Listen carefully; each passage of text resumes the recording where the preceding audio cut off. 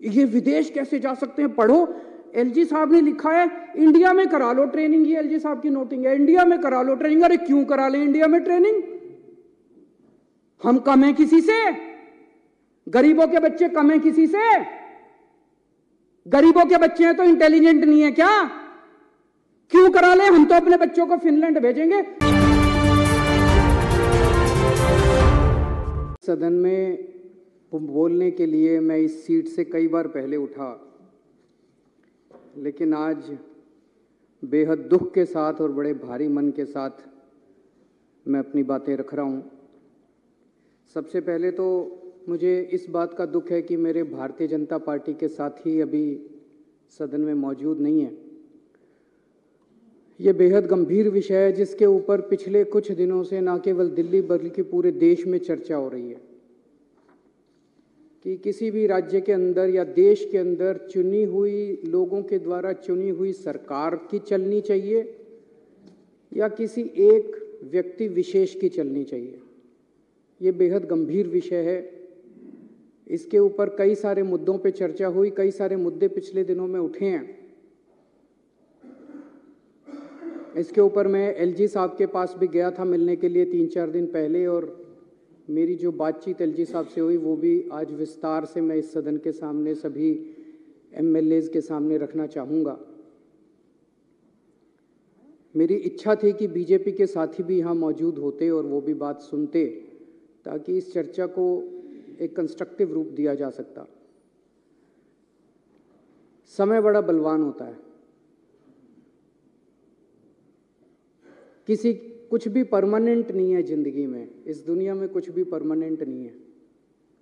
कोई अगर सोचे कि मेरी सरकार बन गई अब जिंदगी पूरे मेरी सरकार रहेगी, ऐसा नहीं होने वाला। आज मेरी सरकार है, कल हमारी सरकार नहीं होगी। हमारी सरकार 5 साल है, 10 साल है, 15 साल है, 20 साल है, कभी ना कभी तो बदलेगी। आज उनकी सरकार है, परमानेंटली उनकी सरकार नहीं होगी। आज है, कल है, परसों है, अगले दिन बदलेगी। आज दिल्ली में हमारी सरकार है, उनके एलजी हैं, केंद्र में उनकी सरकार है। कल अगर भगवान ने चाहा ऐसा भी हो सकता है कि केंद्र में हमारी सरकार हो।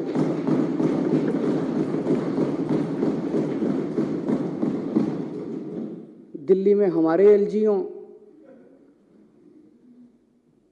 और हो सकता है दिल्ली में हमारी हो, कांग्रेस की हो, बीजेपी की हो, किसी और की सरकार हो। हम ये सुनिश्चित करेंगे कि हमारा एलजी इस तरह से तंग नहीं करेगा उस टाइप का जो भी सरकार होगी। हम चुनी हुई सरकार की इज्जत करते हैं, हम लोगों की इज्जत करते हैं, लोगों के मत की इज्जत करते हैं, लोगों के वोट की इज्जत करते हैं, जनतंत्र की इज्जत करते हैं, हम संविधान की इज्जत करते हैं। दिल्ली में 2 करोड़ लोग रहते हैं। मैंने हमेशा कहा है कि ये 2 करोड़ लोग एक परिवार हैं। हमने हमेशा इसको एक परिवार माना है। इस परिवार में लोगों के जब भी कोई सुख दुख होते हैं, हम हमेशा सुख दुख में काम आते हैं। इन 2 करोड़ लोगों में जो बच्चे हैं, इनके जो बच्चे हैं वो मेरे बच्चे हैं। मैं उनको हर्षिता और पुलकित से अलग नहीं समझता, उनको मैं अपना बच्चा समझता हूँ। उनको मैं अपना बच्चा समझता हूँ। तो जितनी अच्छी शिक्षा मैंने हर्षिता और पुलकित को दी है, उतनी अच्छी शिक्षा मैं दिल्ली के एक एक बच्चे को देना चाहता हूँ। ये मेरा मकसद है, और उसी मकसद से हम लोगों ने शिक्षा के ऊपर, क्योंकि मुझे ये लगता है कि अगर हमने अपने बच्चों को अच्छी शिक्षा दे दी तो देश का भविष्य बनेगा, बच्चों का भविष्य बनेगा तो देश का भविष्य बनेगा। उसी को मद्देनजर रखते हुए भगत चंद्रा हॉस्पिटल विश्व की सभी आधुनिक और बुनियादी सुविधाओं से परिपूर्ण एक world class multi speciality hospital, Mahavir enclave Palam Dawdi road पर स्थित साउथ वेस्ट दिल्ली का एकमात्र मल्टी स्पेशलिटी हॉस्पिटल, जहां 24 घंटे आपकी सेवा में उपलब्ध हैं वेल क्वालिफाइड डॉक्टर्स और हेल्पिंग स्टाफ। डॉक्टर CM भगत द्वारा स्थापित भगत चंद्रा हॉस्पिटल आपकी सेहत का ख्याल रखना ही इसकी प्राथमिकता है, वो भी अफोर्डेबल रेट्स में। हमने शिक्षा पे इतना खर्चा भी किया, इतने अच्छे अच्छे शानदार स्कूल बनाए। जो सबसे ज्यादा आज स्कूलों के नतीजे बहुत अच्छे आ रहे हैं। लोग अपने बच्चों को प्राइवेट स्कूल से निकाल के सरकारी स्कूलों में भर्ती कर रहे हैं। शायद 75 साल, आज़ादी के 75 साल के बाद पहली बार ऐसा हुआ है। उसमें सबसे बड़ा योगदान हमारे टीचर्स और प्रिंसिपल्स का है, और उनको मोटिवेट करने के लिए और उनकी कैपेसिटी बिल्डिंग करने के लिए हमने उनको पूरी दुनिया में बेस्ट से बेस्ट ट्रेनिंग दिलवाई है। हमने बहुत सारे टीचर्स को विदेश भेजा, बहुत सारे टीचर्स को आईएम्स में भेजा, बहुत सारे टीचर्स को अलग अलग यूनिवर्सिटीज़ में भेजा ट्रेनिंग करने के लिए। 1000 से ज़्यादा टीचर्स, प्रिंसिपल्स को हम विदेशों में अभी तक ट्रेनिंग करा चुके हैं। अब 30 टीचर्स और प्रिंसिपल्स को फिनलैंड जाना था ट्रेनिंग करने के लिए। वैसे तो हमारी चुनी हुई सरकार है, मैं मुख्यमंत्री हूं, ये शिक्षा मंत्री हैं। मुख्यमंत्री ने, शिक्षा मंत्री ने कह दिया भाई टीचर फिनलैंड जाएंगे ट्रेनिंग के लिए, तो बस ये फाइनल होना चाहिए। यही तो जनतंत्र है। और जनतंत्र क्या है? अगर मुख्यमंत्री ने और शिक्षा मंत्री ने कह दिया भाई मैं अपने टीचर्स को फिनलैंड ट्रेनिंग कराने जाऊंगा, भेजना चाहता हूं, बस यहां खत्म हो जानी चाहिए थी बात। लेकिन यहां अजीब जनतंत्र है। सारी फाइलें एलजी साहब के पास जाती हैं, सारी फाइलें एलजी साहब के पास जाती हैं। एलजी साहब ने एक बार नहीं, 2 बार ऑब्जेक्शन लगा के फाइल के ऊपर भेजा। अभी मैं पढ़ के सुनाऊंगा थोड़ी देर में।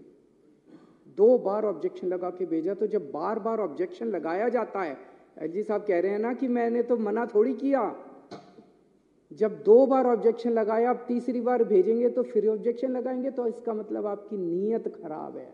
एक बाबू क्या करता है? आप अपना लाइसेंस बनाने जाते हो, लाइसेंस बनाने वाला मना थोड़ी करता है, वो ऑब्जेक्शन पे ऑब्जेक्शन, ऑब्जेक्शन पे ऑब्जेक्शन, फिर आप दलाल को पकड़ते हो।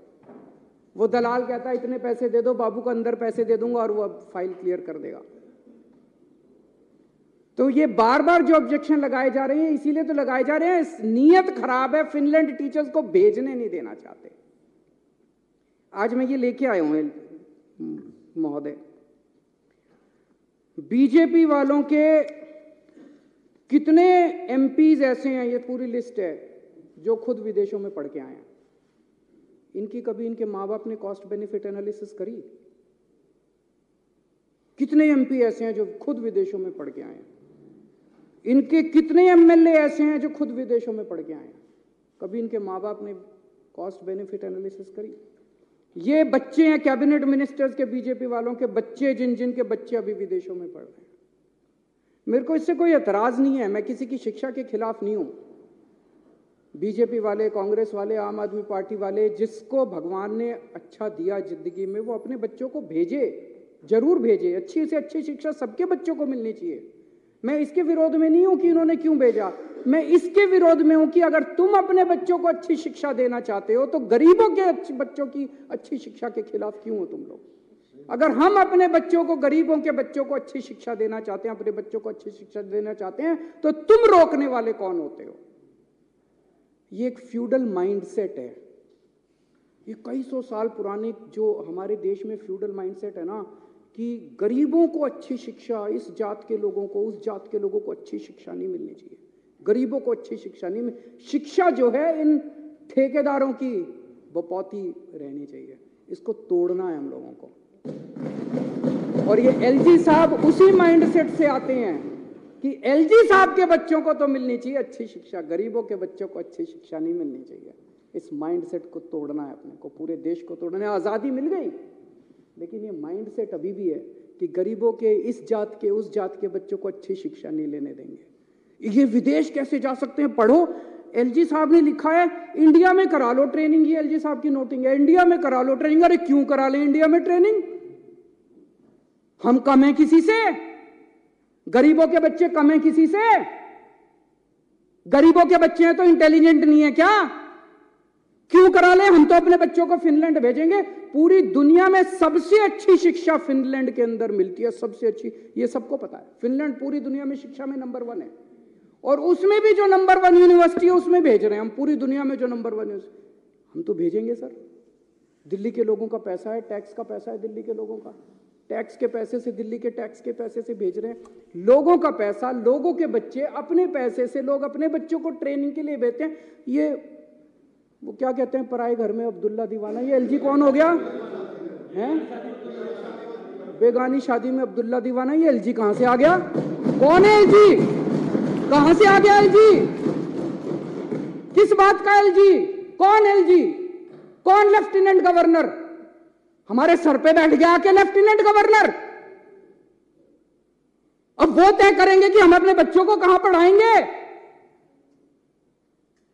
ऐसी सामंतवादी सोच के लोगों ने आज हमारे देश को पीछे छोड़ा हुआ। मैं कई बार सोचता था 70 साल हो गए हमारे देश को, 75 साल हो गए हमारे देश को, इतना पिछड़ा कैसे रह गया, इतना अनपढ़ कैसे रह गया, इतना गरीब कैसे। इन लोगों ने जानबूझ के इन लोगों ने देश को गरीब रखा है।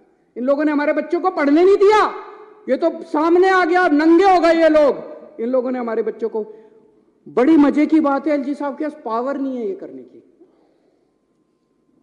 एलजी साहब के पास पावर नहीं है ये करने की। मैं भी आपको दिखाता हूं। सुप्रीम कोर्ट ने साफ साफ कहा है कि भाई 3 चीजें हैं। एक है पुलिस, पब्लिक ऑर्डर और लैंड। इन तीनों चीजों को छोड़ के एलजी साहब के पास कोई भी निर्णय लेने का अधिकार नहीं है। ये सुप्रीम कोर्ट का ऑर्डर है।